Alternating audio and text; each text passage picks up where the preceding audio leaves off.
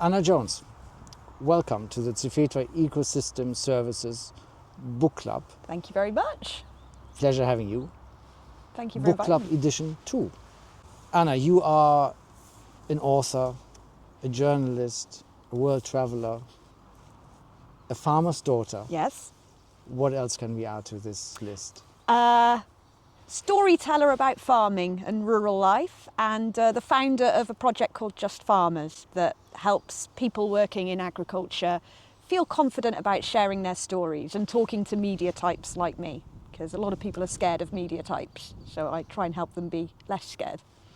Very good. So what got us to talk today is your book Divide, which is about the divide or the difference maybe between rural and urban and your own experience of it. Yes. So it did resonate with me because I'm a farmer's son. Also many generations of farmers going back to the 1600s. Wow. And I very much could identify with you talking about a way of life and a mindset that comes from being in the same place, dedicated to the land for many generations. Yeah.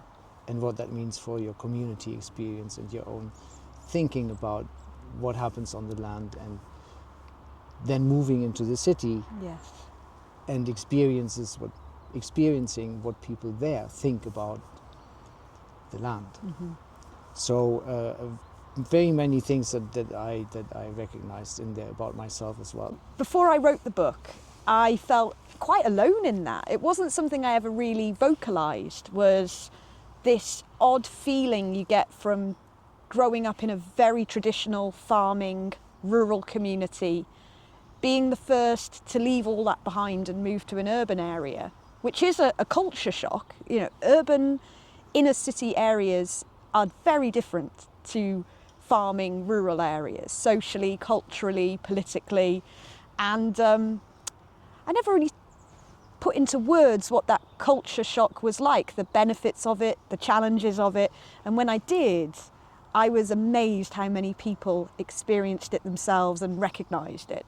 So I feel really happy that the book has been able to help people make sense of their own urban-rural disconnect, whichever way it might go. They might be urban people that have moved to a rural area and struggled to fit in or feel accepted, or they might be rural people that have moved to an urban area and have felt a bit of like a square peg in a round hole. And it's been great to be able to start that conversation, because everyone has an experience based on their own urban or rural identity, or being a bit of both, as I now am. So it's actually not a difficult bridge to make to regenerative farming, because it is essentially something that the countryside delivers to the city in terms of food, but also in terms of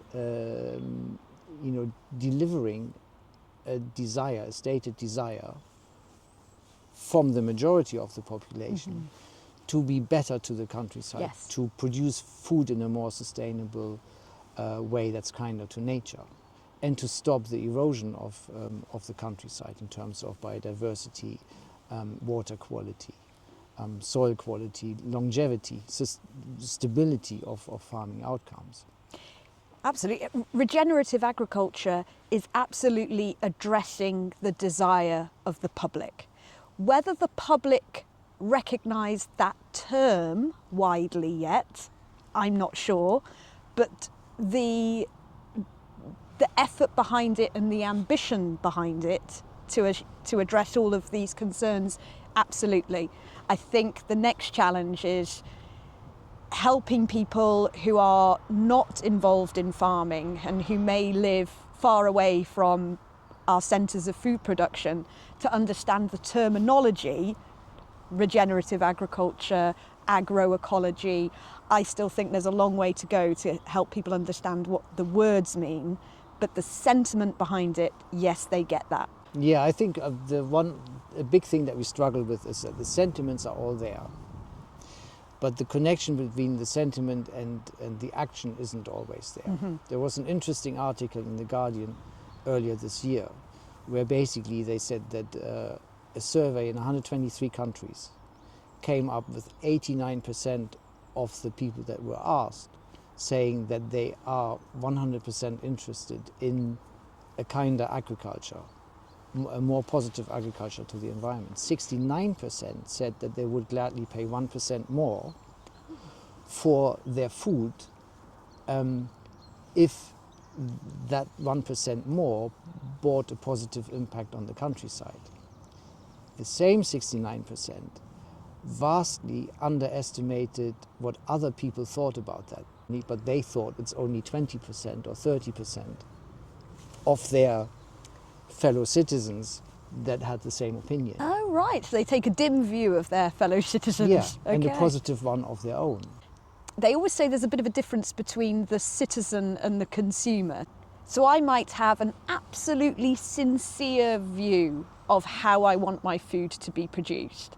Do I always back up that view by my actions in the supermarket and what I physically pick up and put through the checkout? No, I don't. And I'm as much a hypocrite as anyone else. So I think marrying what we say in surveys and what we do as shoppers, there can sometimes be a bit of a dissonance and a disconnect there. But it's great that people's intentions are right. I think people have the best intentions, but sometimes real life and the pressures on us can sometimes get in the way of us seeing through on those intentions. Quite often you have something that seems to be like an urban preoccupation, some dream of returning everything back to its wild state of nature, whatever that used to be, because you don't have a sense of what it should be, right? So it's difficult. It's difficult to take humans out of the equation, isn't it? Correct. I always think rewilding has that stumbling block of, well, we're here and we can't remove us from the picture, so it's difficult, isn't it? So we often have these things that seem to be like an urban dream and that are held to be fanciful by farmers, for example. Regenerative farming is exactly the other way around. Farmers get it. A lot of them see, well, the way we used to do farming, that doesn't work anymore. We have to change our direction of travel. So you have 100% buy-in, or a large percentage of buy-in from farmers. I was going to say, it's not quite 100%. In all fairness, it's not 100%. But there are many, many farmers that want to change the direction of travel. Yeah. So they don't think it's fanciful. But then you try to sell the outcomes from regenerative farming. You try to direct money from the consumer to the farmer. And the consumer says, well, this is all a little bit fanciful. So this urban-rural divide is top to bottom, is like the wrong way around in this, or the other way around in this instance, where the city doesn't get the will to be progressive from the countryside. How do we communicate to the consumer, the person that picks up a loaf of bread or chicken or an egg from a supermarket, that they can make a real difference with their buying decision? I mean, I think we've already established that they have the best intentions and that consumers largely want to do the right thing. But I think they also deserve to know how much more is expected of them. Because you can't expect consumers to write a blank cheque and just say, oh yeah, I'll pay whatever it costs to have environmentally friendly produced food or regeneratively produced food. So is there any way of being able to put an amount on it? Yeah, we can price that quite accurately. Really? Okay. So if you were to reduce the carbon footprint of a ton of wheat by 50% and then translate that into a premium to a miller, it would turn out to account for less than 1p extra money in a loaf of bread. Wow. If you were to reduce the carbon footprint of the feed that goes into an egg or a chicken, that would cost less than 1p in an egg. It would be a really, really small amount of money in a bottle of beer, like less than tenth of a p. And it's the same for other things that have a big carbon footprint from cereals in their feed. So the money impact for the consumer is not big at all. Governments are very twitchy about anything that puts up the price of food, and they're particularly sensitive to that following the cost of living crisis. I would push back on that, and I would say even very cost conscious consumers wouldn't notice a penny, you know. And I come from a family that has been very cost conscious about food, you know. I'm not a well-off person myself, and I wouldn't notice a penny. Like if you said to me, tell me to the penny how much you spent on your latest grocery shop for bread and things, and I don't know the cost of things to the penny, and I don't think consumers do. I think this idea that they are watching every single penny, I don't know anyone, even those on lower incomes, not very low incomes, I don't know, but on lower incomes, I think that a penny is, you know, we've seen it with eggs. We've absolutely seen it. So the farmers, the egg producers, when the cost of eggs quite recently wasn't covering the cost of production, the farmers said no, and they stopped restocking their sheds, and we saw a massive egg shortage. That was partly to do with avian influenza, bird flu, and you know the amount of cold birds had a knock-on effect to the amount of layers. So that did have an impact on the supply of eggs. But it was also due to producers saying, we cannot produce eggs for this cost, so we're not going to restock our sheds until the price goes up. And it worked. The price did go up. You know, the retailers had to pay the producers more for their eggs. And, you know, and I think consumers were behind that. We saw farmers taking to social media, putting very compelling messages out to consumers about why they physically cannot produce eggs for this price. And the consumers were very sympathetic to that. And we didn't see people having protests because the cost of an egg went up by a bit. And, you know, I think consumers understand when things are laid out to them in a way that they can relate to on a human level.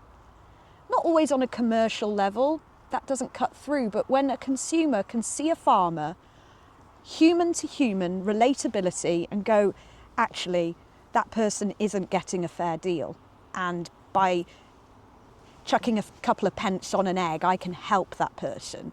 I think consumers across all income levels are sympathetic to that. So how do we get consumers to be willing to dip into their pockets a penny deeper? That's all we're talking, a penny deeper into your pocket.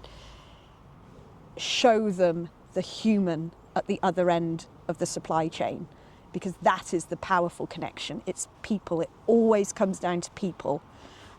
Not facts on a spreadsheet, not numbers, not even messages about our environment, actually. People to people connection is what I believe is the most powerful tool. It's captured really well in the book where you mention, somebody says, if your income is say an average income in the UK, then paying the premium for this is not a matter of price. It's a matter of values. It's a matter of what you value